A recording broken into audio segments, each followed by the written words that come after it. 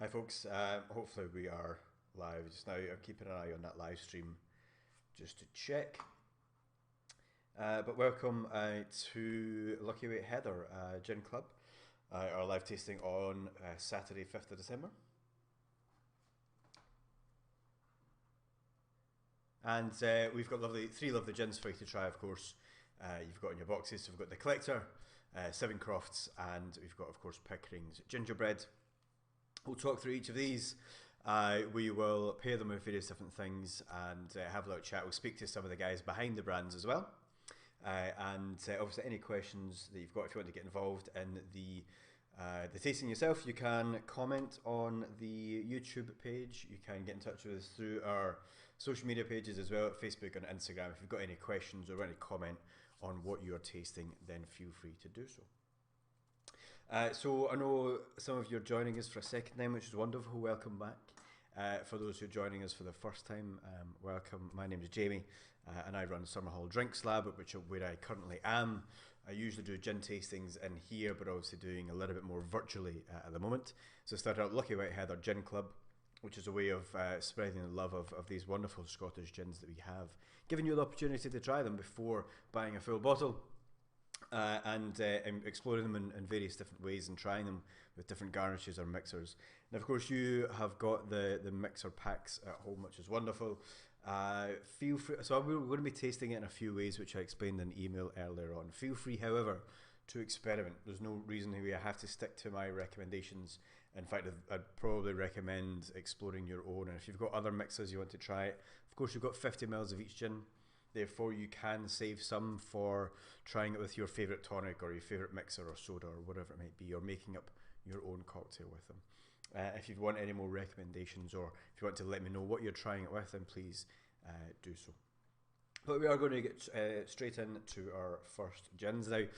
We are going to be running these every 1 or 2 weeks, depending on availability. It's a little bit busy over Christmas period, of course.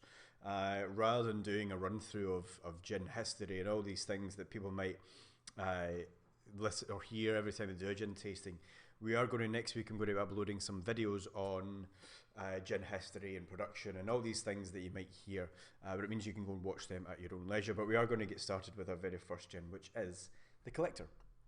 So if you want to grab that bottle and a tasting glass, if you've got that, and we're going to give a little taste of our very first one. So the way we're going to work this over the next kind of 45 minutes to an hour is we are going to try each of the 3 gins neat. We're going to try them neat so we can talk a little bit about the flavour. We will chat about the tasting notes, and of course we'll talk about the gins themselves, where they come from, the stories behind them, and the ingredients, the botanicals used to make them. We'll then pair them with a different mixer, and we'll chat a little bit about that. And we've got some videos. I caught up with some of the people behind the brands, and we'll show that once you've actually got that finished drink in your hand. So the very first thing is we're going to try, as I said, our Collector. Now this is a pretty new gin. It was just launched this year. I'll tell you a little bit more about it shortly, but we are going to do a neat tasting of this. So a few folks that are watching, you might have been to a gin tasting before. Or even a tasting of any kind, whether that's gin or rum or beer, regardless of what that might be. There are a few steps that we always follow whenever we're doing a tasting to allow us to get a little bit more out of the experience. And the first thing that we always do is first of all we have a look at it, because appearance can tell us something about the liquid. Now, of course, gin tends to be clear. You don't really get very much from it that way. However, of course, you can compare that against your Pickering's, your third gin of the evening. You can see there's a colour difference there, which we'll explore when we get to it. But certainly, we're going to look at appearance. We have something here that's clear and colourless, so therefore we can infer that there's nothing added to this after distillation. So we've got a question, do you suggest putting ice in it? That's a great question. We're not going to add ice just yet. What I'd always recommend is we try it without ice, just neat, because the flavour does change if you were to add ice to it. Now that might be a good change, it might be a bad change depending on your palate, but I suggest trying it neat with no ice, and then if you want to add ice you can do so, and then of course you can add it to your mixer if you wish. Now the reason that flavour changes is because as you add ice to it, it cools down. Some of these aromatic molecules become less volatile, therefore we actually pick up a little bit less flavour. Now that can be a positive, especially something perhaps like gin, which is less, or we are less inclined to drink it neat, as opposed to something like whiskey or rum. We're doing a rum tasting last night, we were just having neat spirits. Because really that's been designed to drink that way. Very few gins are designed really to drink neat or with ice. Most are kind of designed to be drank with tonic or part of a cocktail. But feel free to try it with ice and let us know how you get on with that. You can try that. What I'd recommend is trying that same kind of process for each of the gins. So try it neat, try it with ice, and try it with a mixer, and come to your conclusions, I guess. So, very first thing we're going to do, or the next thing, sorry, is we're going to give this a smell. Now, be careful whenever I'm doing a spirits tasting. I always want to make sure that people are aware of the fact that if you were to swirl this glass around and get your nose right in there, it can be quite overwhelming, quite a strong sense of smell. Now, when you look at, say, wine tastings, you'll see folks, with the wine glass swirling it around, which is a great idea because it allows these aromatic molecules to volatilize and concentrate on the glass. But if you get a glass of spirits here, which is 41% ABV, obviously a lot stronger than wine. Therefore, if you swirl that around, one of the lightest aromatic molecules on there is the ethanol. So therefore, if you stick your nose right in there, it's going to be quite strong. So, just gently give this a little smell. Bring the glass slowly closer towards you. And get your nose in there and see what you can smell. Now I'm going to put something up on the screen here, which I usually use in my tastings. This is a flavour wheel, and this comes from Gin Foundry, a wonderful website which we'll stick the link to on the comments. But this is their flavour wheel, which is conveniently covering my face up. But this is a really great tool to get a little bit more from our tasting events, because it allows you the opportunity to pick essentially from this list. Because when we're doing a tasting event, it's very subjective. There are no right or wrong answers, but it can be quite difficult to try and pick out flavours if you're not perhaps used to it. Therefore, this flavour wheel gives us those words, that vocabulary that you might require in order to get more of it. So therefore, what we're going to do is we're going to start with the middle wheel. So when you smell your gin, I want you to try and pick out one of the flavour categories, or one or more, sorry, of those flavour categories that's in the inner circle, and see if you can identify any flavours. So you might get some citrus notes in there, you might get some floral notes, commonly found in gin. If you manage to find some of those, you can then kind of move to the middle ring perhaps and see if you can get more from it. You can start to break down that citrus category into acidic or zesty perhaps. And once you get to that point, you can then even go to the outer ring and try and find individual ingredients to see if you can pick out particular components or ingredients or botanicals. I'll take that away from my face. But certainly, when we smell this, we've got some lighter citrus notes, we've got some kind of lemon notes, we've got some slight kind of herbal notes as well.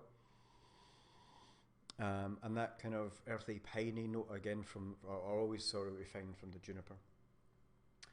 So we've got a few ingredients in here which would perhaps give us those flavours. Now, before we kind of discuss that further, we'll pair that with our mixer, and that is Fever Tree Elderflower Tonic. So elderflower tonic, obviously nice and light, kind of very kind of spring, summery flavour. Works really well with those citrus flavours and those kind of green elements that we're getting, and gives a nice kind of light flavour. So what I've got here is our glass with our collector. I'm going to fill that up. I've actually got some ice, I should put that in first. Away from the microphone.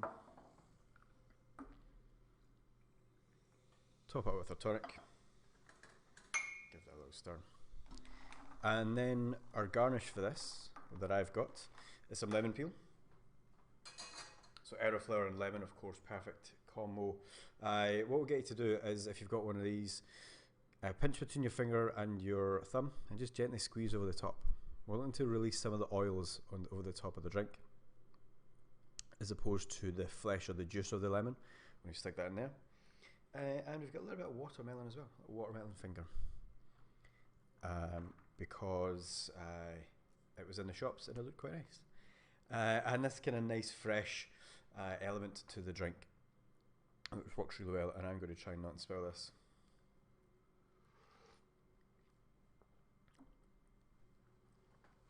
Delicious, yeah. So you've got those lovely kind of light floral flavours coming through with the tonic, which really are brought out by that tonic. It's amazing to see the difference that a tonic or a mixer will bring in different flavours in any gin. So certainly let us know how you're feeling about that, if you're enjoying that, and I'll tell you a little bit more about the Collector's Gin. This might be one that is new to you. This is a product of Stewart Brewing, a brewery based in Lonehead, just on the outskirts of Edinburgh, and it was just launched this year. Oh, the gin, sorry. The brewery's been running since 2004, so quite a while. So the team behind, the husband and wife team behind Stewart Brewing, Steve and Joe. So Joe's always been a gin fan and has always had this idea of creating a gin of her own. And it wasn't really until they found out the story of a local adventurer, Mr. George Forrest, that the kind of plan came together and they started to create this new gin. So George Forrest was an adventurer, he was a collector. He was a pioneer, and he brought back various different specimens, about 30,000 different specimens from his travels across Asia. He was the first really to travel to the Yunnan province in China and discovered various different plants and flowers and botanicals.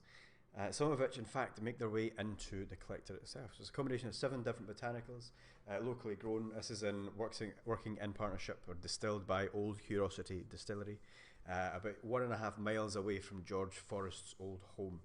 So very local, which is cool. So a couple of the botanicals, or the kind of standard botanicals, I guess, juniper, angelica, coriander seed, which you'll find in most gins. We've got things like lemon verbena in there.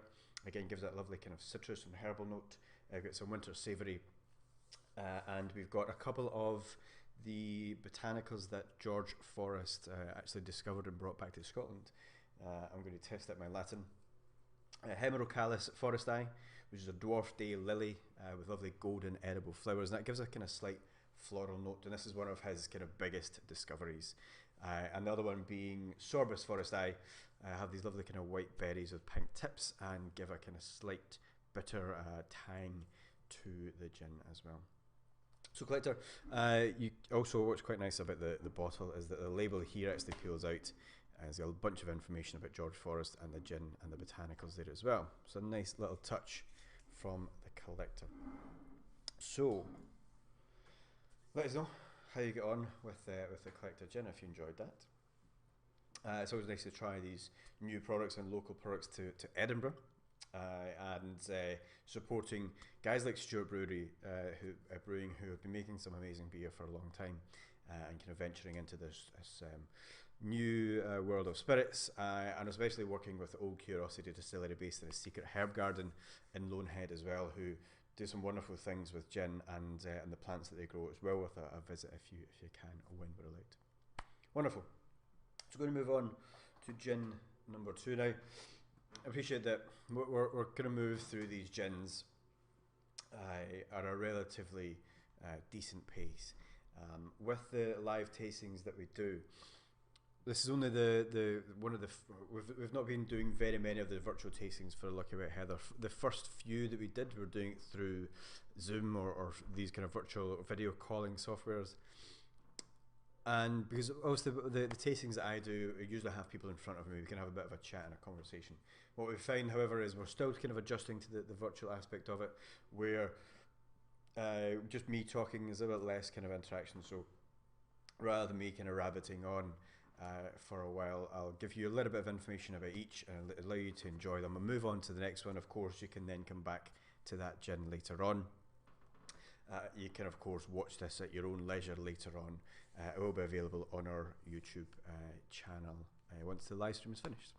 Okay, so we'll move on to our second gin of the evening, which is the lovely Seven Crofts. Seven Crofts launched just last year. It is based up in Ullapool.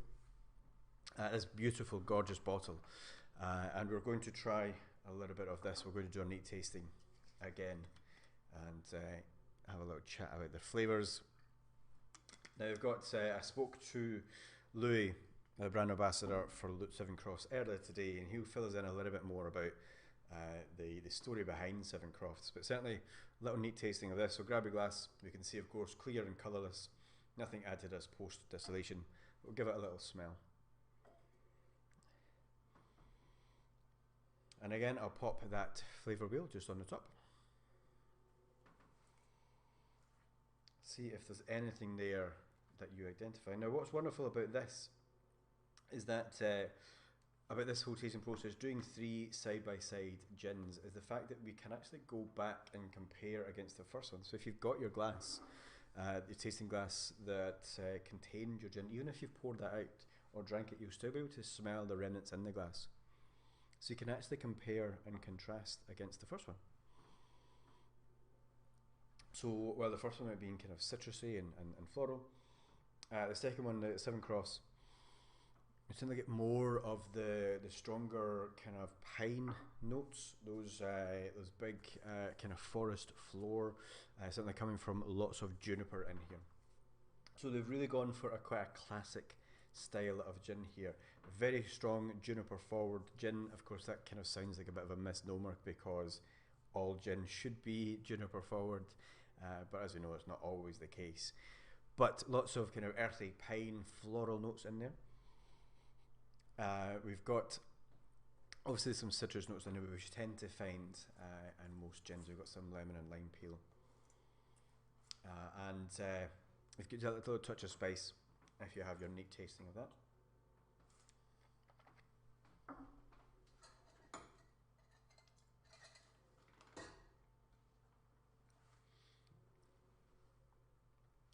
And we're going to pair that with some ginger ale. So this is Fentiman's Ginger Ale. This is really wonderful product. It's botanically brewed, which means they use natural ingredients. They'll use ginger, they use cinnamon, they'll use orange peel. So it means we get this really strong natural flavour, which complements lots of different gins. Again, I'll put some ice in here.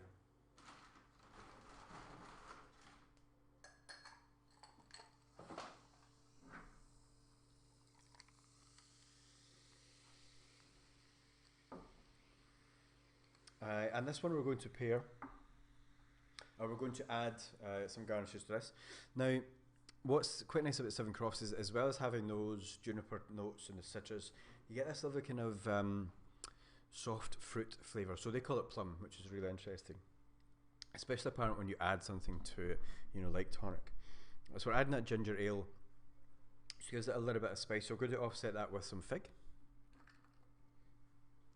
So really to bring it more of that fruity element from the some of the Seven Crofts, and that has that kind of earthy note to it as well, and that kind of floral element, which we're going to enhance by adding a little bit of hibiscus. So that hibiscus will end up kind of turning the liquid pink. Make it look lovely.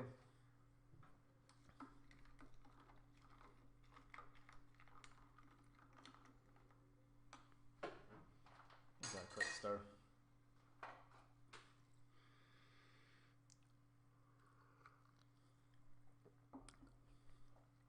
And careful not to get hibiscus in your mouth. But I caught up, as I said, with Louis earlier on, so I'm going to play a little video of my interview with Louis. He'll tell us a little bit more about Seven Crofts. Now, I didn't actually realise that my audio was a little bit low on this one, so apologies if it is a little bit less easy to understand. Hopefully you do get it. Thanks. Hi mate, how you doing? Thanks for joining us tonight, man. Yeah, I'm good, thanks. Thank you very much for having me on, and thanks for having Seven Crofts as part of your lineup this evening. Yeah, absolutely. It's such a wonderful gin that we're always happy to have it involved in one of the events that we do. So we've got a few questions for you. I wanted to catch up and find out and tell our listeners a little bit more about Seven Crofts. So you can tell us a little bit about the company behind Seven Crofts and you know, how the gin came to be. Yeah, of course. So we're the Highland Liquor Company. We're based in Ullapool. We've got a pretty tiny distillery up there, 2 small 100-litre stills. At the moment, we're just a gin distillery, but as the clues in the name, Highland Liquor Company, we've got plans or ambitions at least to expand that range of spirits. But yeah, we've got our kind of flagship gin, Seven Crofts, which we'll be tasting tonight. It was launched in the spring 2019, so about a year and a half ago. It was our first proper release, our first national release. We had a few kind of trial batches and local releases up until that point, and they all contributed to the overall profile that made up Seven Crofts. I think it took 96 recipes to get it right, so a lot of trialing and tinkering to get to the stage where it's at now. Yeah, that's I'm a big fan. I like that kind of the obviously the experimental series that you had prior to Yeah. Seven Crofts coming out, and those very limited releases. Love that experimentation and you know, that trial and error and getting to that final product. And Seven Crofts being an award-winning gin as well. Yeah, so we've picked up, we've entered a few different styles of awards in terms of branding and flavour profile and so on. Just recently we won the Best Newcomer at the Scottish Gin Awards, so that's probably been our biggest success so far, which is quite nice. It's a holistic award, takes into account aspects of your brand, your story, the product itself, and business aspects, commercial aspects too. So that's quite a nice complete award to get, and a really nice way to finish 2020 for us as well. Yeah, good end to a pretty terrible year for us all. But yeah, so Yeah. congrats on that. Tell us about yourself, man. How did you get involved with the company, and what's your kind of background? So I joined the Highland Liquor Company team in January this year. I'd previously worked up in Orkney for Kirky Bar, so I was a distiller there for a couple of years. I was looking for a change of role, really, to go out with the distillery and more towards the brand development and sales side of things. So an opportunity came up with HLC. So I'm the kind of brand sales development manager, which means a lot of internal stuff where we work on projects and aspects of the brand and marketing and so on. But mainly it's sales based. So I'm down in Edinburgh now, same as yourself, where in usual times it would be a mixture of working with on-trade accounts and a little bit of retail stuff as well. So chatting to different bottle shops around the UK as well. So a lot of travel, a lot of events, a lot of tastings, consumer-facing stuff, but just a lot of working from home and chatting to off licenses at the moment, sadly. Yeah, well, hopefully, you know, at some point next year we'll have Seven Cross back on, and we can maybe have you in the drinks tab chatting about it. Yeah, absolutely. That'd be good. So tell us a little bit more about Seven Cross itself. So where does it get its name from, and what's in it? Yeah. What can people expect? Yeah, so to start with the name, Seven Crofts is a kind of nod to the origin story of Ullapool. So before the town became Ullapool as such, it was seven kind of independent farm dwellings, each different trades, craft persons. And in 1791, they kind of combined their skills together and formed what has now become Ullapool. There was a rising demand for fish around the empire, and Ullapool was kind of home to herring farms, and so these were different craft persons, but also fishermen as well. And it was the Seven Crofts became Ullapool, so it's the origin story of the village. And in terms of the spirit itself, conveniently there's seven botanicals, and that was just a coincidence, it wasn't planned. And we were very much, when we were creating the product, we wanted it to be a classic London dry gin. So we wanted to use traditional botanicals, so loads of juniper in there, by far and away the biggest botanical, or the most contributing. We've got angelica root and coriander seed, which provide a bit of balance, kind of essential in every gin. We have some spices: pink peppercorn, tuber, cardamom, different styles of spice, some slightly sweeter like the cardamom, which gives a kind of richer flavour, and then finish with fresh lemon peels. We use a lot of fresh lemon and a lot of juniper, which means that usually the spirit comes out quite oily. It's quite an interesting process where parts of it are double distilled and parts of it are cut and redistilled. So quite a laborious process, but it really results in a nice smooth gin, and crucially a really crystal clear gin. Because we do have some problems with whooshing and oiling in the earlier tests and trials. So. That's interesting, yeah. And so what else you've got else in the Highland Liquor Co. Kind of range? You've got a relatively new release. Yeah, so in October we just brought out our Fisherman's Strength. I've got one here. It's just a blue version of the Seven Crofts bottle. It's just a classic Navy strength, so it's a similar recipe, bottled at 57%. But given again the Liverpool connection, we went with the fisherman strength to give it a nice Nice. local feel, a point of difference in what is quite a growing market as well now. Um, Yeah. but navy strings aren't for everybody. For us, we really think that the two products together are fantastic as in classic cocktails. So that just gives us another dimension to offer to bars and hotels. And it's another nice gifting piece as well with the stylish bottle. So a nice two products when they sit alongside each other. Yeah, I mean, it is, we'd be remiss not to talk about the fact that it's such a gorgeous bottle, and it really Yeah. does stand out, and it's the kind of thing that a lot of people are really interested in these days. What about yourself? How do you enjoy actually drinking, sorry, Seven Cross? Give us a recommendation that isn't the kind of perfect or recommended serve. Yeah. So I think for me, unlike yourself, Jamie, my background wasn't in bartending or with cocktails. So over lockdown, I spent a bit of time trying to work on classic cocktails to give me a little bit more to equip myself when I was speaking to actual That's bartenders, some a little bit more hard knowledge. homework you gave So yourself there. yeah, I know, product research, but yeah. So for me, I worked a lot on the classic martinis. So we in house we kind of came up with a 7-part ratio. So if you like it dry, you could go 6-1. If you like it slightly more wet, you could go 5-2. So that's gin um, Vermouth. to vermouth ratio. So yeah, enjoyed experimenting with martinis, but also Negronis as well. And because it's a strongly flavored kind of standout classic gin, it works well in these classic gin cocktails. So yeah, beyond the gin and tonic, classic Negroni or martini works for me. Works for me too, absolutely. Thanks, mate. And finally, just before you go, where can we find out a little bit more about Seven Crofts and Highland Liquor Co?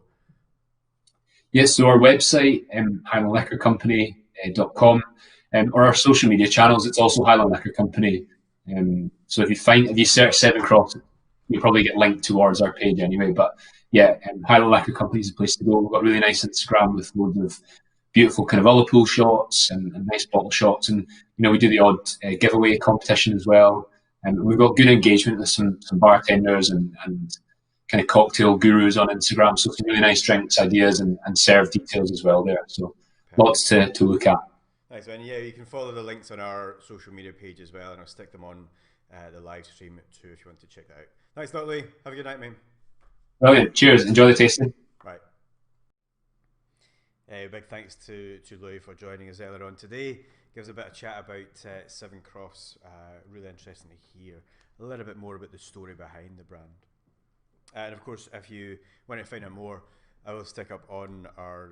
You can follow the links on our Facebook or our Instagram page. I've put links to each of the different brands on there too, so you can learn a little bit more about those. And if you want to buy bottles of those, you can follow the links to their stores.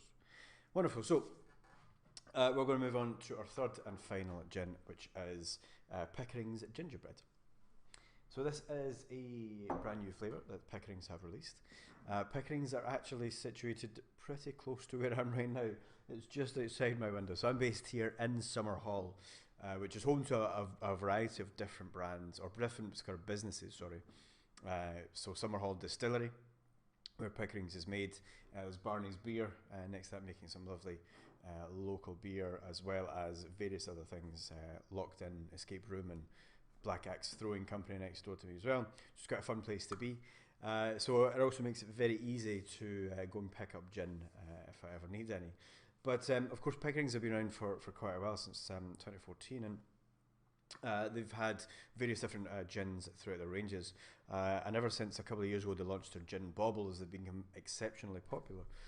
So this year they launched a variety of different festively flavoured range. So Eloise from the Summerhall Distillery is going to tell us a little bit more about that shortly. But let's have a little tasting of our gingerbread gin. So if we want to grab the bottle, again we're going to follow that same process. We're going to have a look at this one this time, because you can see here, compared to our last one, of course we've got this colour. So this means that we can see, because if you know anything about the way that gin is made, and again I'll have some videos to kind of explain a little bit more about how gin is made. If we see colour in there, that means that something has been added post-distillation, because as soon as you distill anything, regardless of the colour of the ingredients used, the distillate, the things that runs off the still, is crystal clear. That's the same for gin, whiskey, rum, anything at all. So therefore, if we have a colour in gin, it's either been something has been added to it post distillation, or it's spent some time in some oak barrels, which is less common within gin. But we expect that with a kind of flavoured gin like this, which are becoming more and more popular. So we've got our gingerbread, and of course the first thing we get is that big hit of ginger and Christmas spices. Again, I'll pop that flavour wheel just up on there. And I've put a link to the Gin Foundry website where you can actually find that on the comments. You can actually buy this. I've got a few which are really great as little tasting mats. If you're wanting to host your own gin tasting, you can use this and share with your friends. But you can buy it, you can get nice ones to stick on your wall, that kind of thing. But it is a really useful tool because it allows you to pick up a little bit more of the flavour in here. So ginger has that wonderful kind of bright citrus note to it. So again, we get that kind of limey, orangey note, as well as the kind of ginger and cinnamon and these kind of lovely warming spices that we get.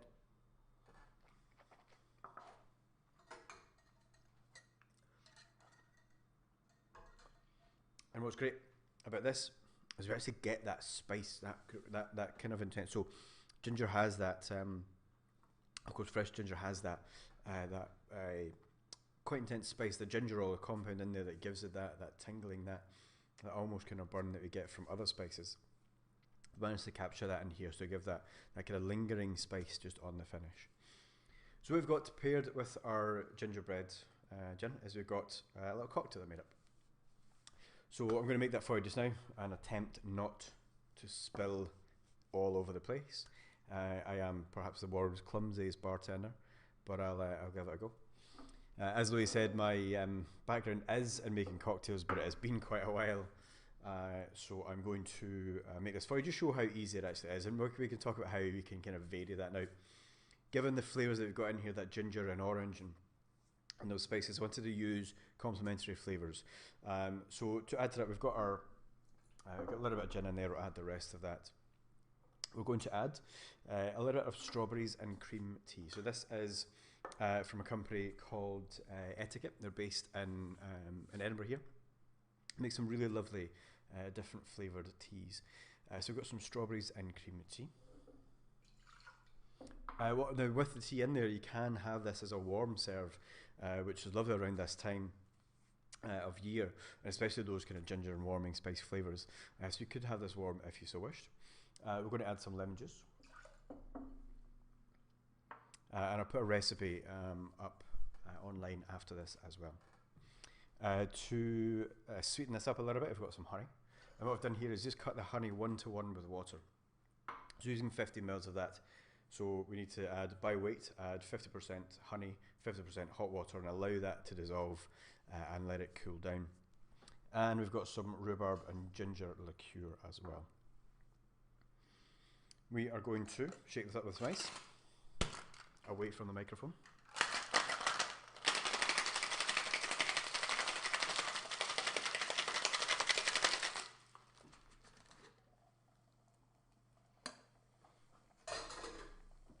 Okay, and we're going to strain this into, I've got a little sherry glass here. We can serve this up in a champagne coupe or a martini, or serve it over ice also.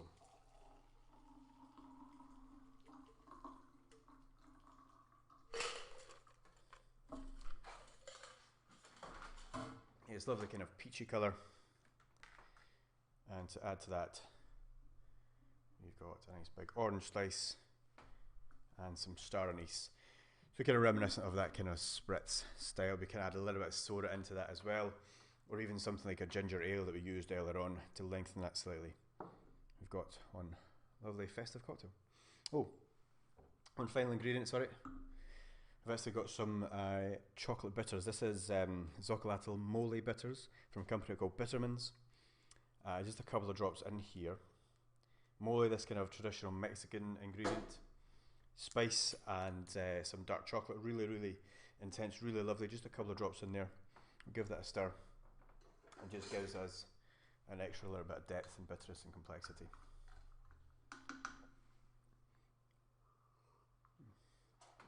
Cheers. Delicious. So what I've got here, while you're enjoying your cocktail, of course you can just pour that straight into a glass with some ice, or straight from the freezer or fridge, sorry, and enjoy that with your gin. But while you're doing that, I caught up with Eloise from the Summer Hall Distillery to talk a little bit more about Pickering's and their festive range. Hi Eloise, how are you doing? Hi, yeah, no, I'm good. I'm not too bad. How are you? Yeah, fine, thank you. You're joining us from just over there. We are, Yes, I'm literally around the corner. yes, we toyed with the idea of actually me going to the distillery itself, but then I'd have to wear a mask, and it's already difficult for people to understand me as it is, so that just makes things even more difficult. Don't want to hide that majestic beard either. So, So yeah, thanks for joining us. So I just wanted to ask a few questions and find out a little bit more about the gin that folks are drinking. So first of all, tell us about yourself. How did you get involved with the company? so I kind of have a background in tourism anyway. I've worked for a few of the different kind of Edinburgh tourist spots over the years. I also kind of had an interest in coming to Pickering Gin, simply because who doesn't want to work for a gin distillery? But it's also a great company in terms of, because we're still quite small, quite young. It's got really great opportunities for kind of advancing the company. It's got kind of a nice family feel. So who wouldn't want to work for a company like that? It's been amazing to see, because I started the Drinks Lab about 2 years ago, and seeing the kind of changes that have happened, and the progress that Pickerings have made in those 2 years, and even things like the what you've actually done to the distillery itself is quite cool.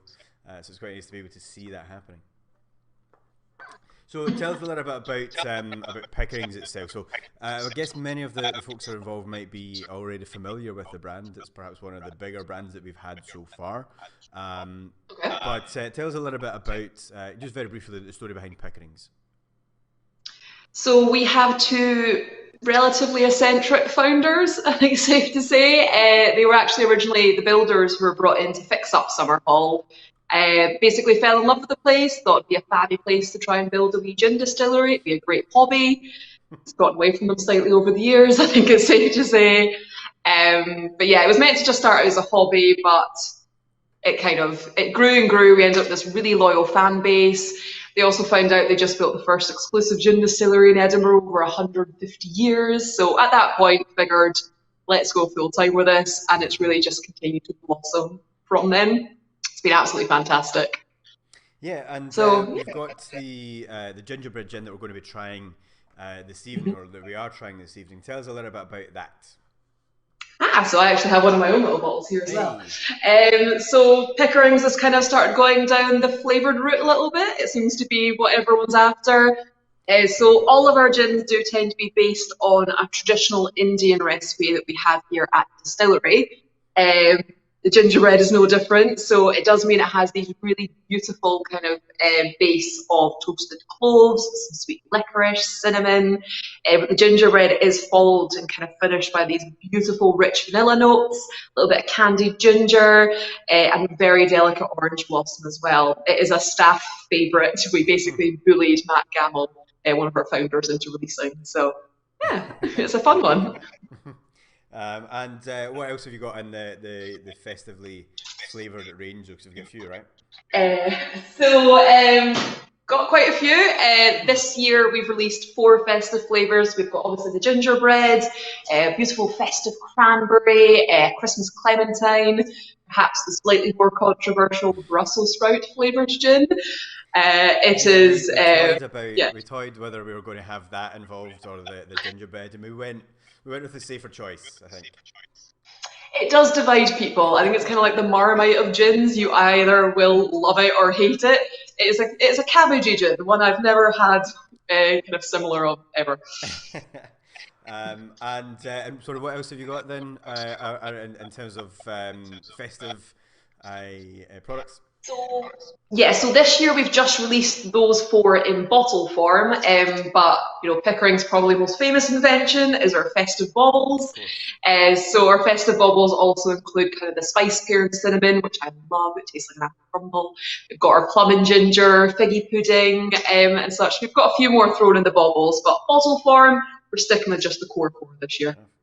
And you said this as a staff favourite, Eloise. How do you normally, or how do you like to enjoy the gingerbread gin? So we've got a few different recommendations for the gingerbread. I think as a company, we are kind of recommending the G&T gingerbread and tonic. So we're kind of going for the spiced clementine. Yeah, thank you. The spiced clementine ginger ale that Vigo Trees brought out seems to match it beautifully. Nice slice of orange.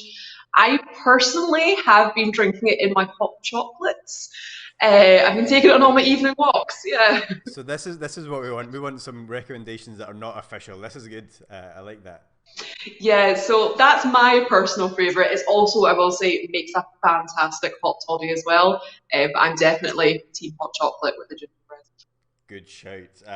Right, thanks, Eloise. And finally, just to finish up, what else can we expect from Pickering's? What else have you got exciting coming up or in the pipeline? Yeah, so we've got kind of a few things we're working on just now. We've just started bringing out our virtual tours. Yeah. So we're kind of getting that started just now. We're doing it more for like corporate and such, but we're hoping in 2021 to expand on that slightly, start offering it to the public for those who aren't, able to travel to Edinburgh and visit us in person. Quite a few of our plans for 2020 were obviously put a little bit on hold this year, so we're hoping to kind of revisit them in 2021, maybe release a few new gins, and who knows what else is in store for us. Well, brilliant. Thank you very much for joining us tonight, Eloise, and I hope you enjoy the rest of your evening and enjoy some more gingerbread hot chocolates. Oh, I will, and I hope everyone at home is about to enjoy them too. So, thanks, pal. See you later. No worries. See you later. Brilliant. Thank you very much again to Eloise for joining us and giving us a little bit more info about Pickering's and the gingerbread gin that they released. So I hope you enjoyed your virtual tasting. I hope you enjoyed the gins that you've tried, the Collector, 7 Crofts and our Pickering's gingerbread and different serves. So please, of course, let us know how you enjoyed that. If you have taken any photos of your boxes or your gins, then feel free to share them with us. You can tag us as Facebook and Instagram. That's Lucky White Heather Club.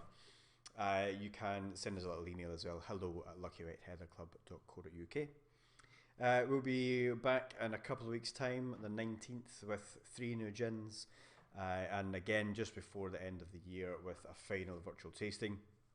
You can keep an eye, of course, on our social media for details of that. The gins will be released for that just next week. And also we will be running gift boxes, selling gift boxes. So rather than doing a virtual tasting, if you've got a gift for a friend or if you've got a gin lover friend that you want to supply with a lovely gift, we can either supply with a gift voucher to enjoy one of these virtual tastings at the week of their choice, or we do gift boxes as well. We'll have a selection of 3 different gins with 3 different Scottish mixers.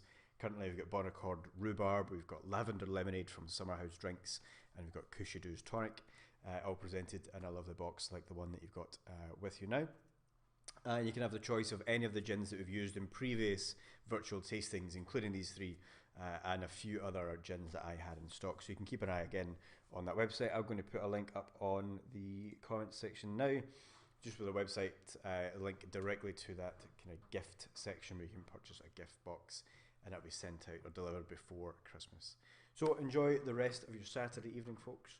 And enjoy your gins, and I'll see you again soon.